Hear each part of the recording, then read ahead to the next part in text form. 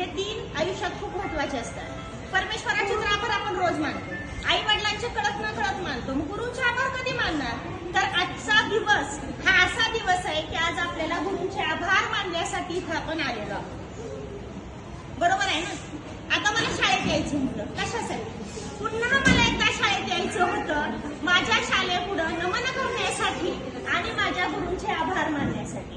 मला पुन्हा शाळेत यायचं होतं, माझ्या मैत्रिणी बरोबर गप्पा मारण्यासाठी, गोंधळ घालण्यासाठी आणि 2च्या डेस्कवर 3 जणी बसण्यासाठी. मला पुन्हा शाळेत यायचं होतं, राष्ट्रगीत म्हणण्यासाठी, मूल्यमापन करण्यासाठी, मूल्यांकन म्हणण्यासाठी, सुविचार म्हणण्यासाठी आणि भारत माझा देश आहे ही प्रतिज्ञा म्हणण्यासाठी. म्हणून मला पुन्हा शाळेत यायचं होतं, मधल्या सुट्टीत केव्हा तरी रेशमा आणि मी पळून जाण्यासाठी. मला पुन्हा शाळेत यायचं होतं की वर्गामध्ये असल्यानंतर सगळे गुरु कसं शिकवतात, आम्ही काय गप्पा मारतोय, आम्ही काय करतोय, मोठ्या वर्गातल्या मुली काय करताय, बारक्या मुली काय करताय हे कमेंट पास करण्यासाठी. मला पुन्हा शाळेत यायचं होतं या सगळ्या मुलींबरोबर बालपण जगण्यासाठी. आज खऱ्या अर्थानं बालपणाचा अर्थ आहे आणि हा बालपणाचा अर्थ कळण्यासाठी मला पुन्हा शाळेत यायचं. बालपण देगा देवा मुंगी साखरेचा रवा म्हटलं जात. आपल्या आयुष्यामध्ये आपल्याला वाटत होतं की शाळेत असताना कॉलेजमध्ये खूप भारी असतंय, खूप चांगलं असतं, पण ज्यावेळेस आयुष्यात न कळत पुढच्या टप्प्यावर येत गेलो तेव्हा आता कळालं की शाळेसारखं दुसरं जीवन नाही, ज्याच्यामध्ये न जबाबदाऱ्या, न टेन्शन, ना संसार, ना मुलं. आज सुद्धा आज आपण प्रत्येक जण येताना एकदाही संसाराची आठवण नाही. म्हणून हे बालपण जगण्यासाठी आज आपण इथे एकत्र आलेलो आहोत. बरोबर आहे ना? तर मला माझी ही शाळा नाही, मला माझी बारकी शाळा सुद्धा खूप आठवते, जिथं मी 1ली ते 4थी शिकले. तुम्हाला माहितीये मी 99-2000 बॅचला नव्हते, तर माझी स्वाती मैत्रीण तिच्या बरोबर ती 1लीला होते. पण मी 1लीला कच्ची होते, आम्हाला साळुंके बाई होत्या. त्या साळुंके बाईनी माझ्या आईला बोलवलं आणि सांगितलं की मंगल कच्ची आहे, तिला पुढच्या वर्गात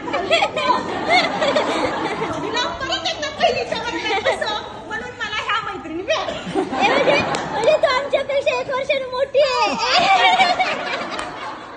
आणि मग त्या बाईंच्या संगतीमुळं माझं जीवन एवढं घडलं, माझा पाया एवढा मजबूत झाला की मी आज MA BEd पर्यंत परत कधी मागं वळून सांगते.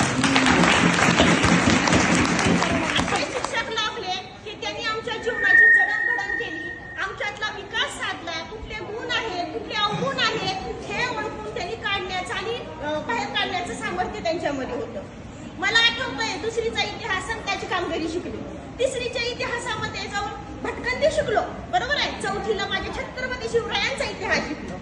त्यावेळेला मला मोकाशीबाई होत्या, त्या मोकाशीबाई प्रत्येक लाईनला, धड्यांच्या प्रत्येक लाईनला प्रश्न तयार करायचं शिकवायच्या. इतके प्रश्न तयार करायचं, फक्त स्वाध्यायावर ठेवलं नाही त्यांनी आम्हाला. म्हणून आमच्या ज्ञानाच्या कक्षा आज वाढत गेल्या.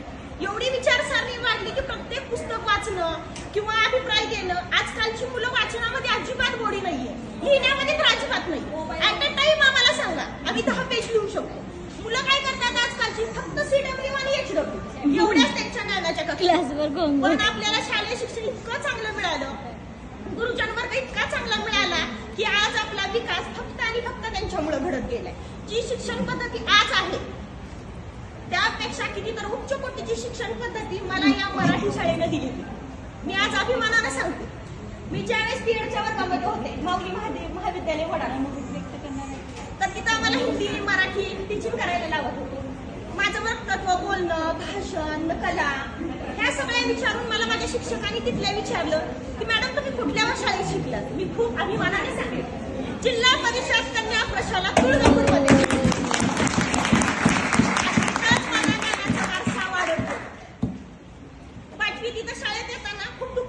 शाळा सोडून यायचं नाहीये. पण तिथे एक बाई होत्या, त्यांनी मला सांगितलं अगं तुम्ही जर त्या शाळेत गेलात ना परत तुम्हाला या शाळेची आठवण सुद्धा नाही येणार. आणि खरंच तसंच झालं. 5वीत आलो, इतकं रमलो आम्ही या शाळेमध्ये की मस्तपैकी फार नवीन वाटायचं. 5वीला इंग्रजी हा विषय नवीन आलेला, ABCD शिकण्यामध्ये स्पर्धा, 12वीची नावं शिकवताना कोण मोठ्या म्हणतात याची स्पर्धा, पाढे कोण जोरात म्हणताय याची स्पर्धा. खूप छान 5वी 6वी चाललं होतं आमचं. आता 5वी-6वी मध्ये पिंपरकर सर होते आम्हाला इंग्रजी शिकवायला. परत म्हणलं तर आमच्या जळके मॅडमनी तर आम्हाला इतकं स्काउट गाईड सुंदर शिकवलं. ते हिरवंगार आणि खरं सांगू मॅडम, स्वावलंबनाचा धडा आम्हाला तुम्ही दिला, ज्याच्यामध्ये तुम्ही आम्हाला काहीतरी बनवून तुम्ही विकायचं आणि पैसे कमवायचे. खरी कमाई. महिलांसाठी तुम्ही आम्हाला खरी कमाई. आणि आजपर्यंत आम्ही स्वावलंबी बनलो फक्त तुमच्या.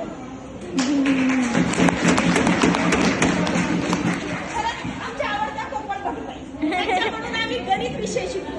त्यांना मुलगी नाही म्हणजे आम्हाला मुलगी मानायच्या, फार लाड करायचे. त्यांनी एका वर्गामध्ये आम्हाला निरक्षरबाईची कथा लिहायला शिकवलं. तर त्यामुळे आपल्या इथं भारत सरकारचं अभियान निघालं होतं, रात्र शाळा भरवायची. निरक्षर कोणी राहायचं नाही. माझी मामी शिक्षिका असल्यामुळं घरामध्ये साक्षरता अभियान होतं. माझी मामी काय करत होती, मी शिकवत होते त्यांना. अंगठा ठेवायचा नव्हता आपल्याला साई शिकवायची होती. तर त्यावेळेला मॅडमनी निबंध लिहायला शिकवलं आणि ते पुस्तक मी वाचलेलं होतं. त्याच्यामध्ये खूप छान कविता होती. मग ती कविता लिहिली होती. मी तर भोळी आडाणी सखू, शिकावं म्हणते तर कसं मी शिकू, संसार ह्यो नडला, बाई मी जाईन म्हणते रात्रीच्या शाळेला, बाई मी जाईन म्हणते रात्रीच्या शाळेला, दारुड्या नव्याची संगत खोटी, दारुड्या नव्याची संगत खोटी, रोजच घालतो पाठीत काठी, रोजच घालतो पाठीत काठी, संसार ह्यो नडला, बाई मी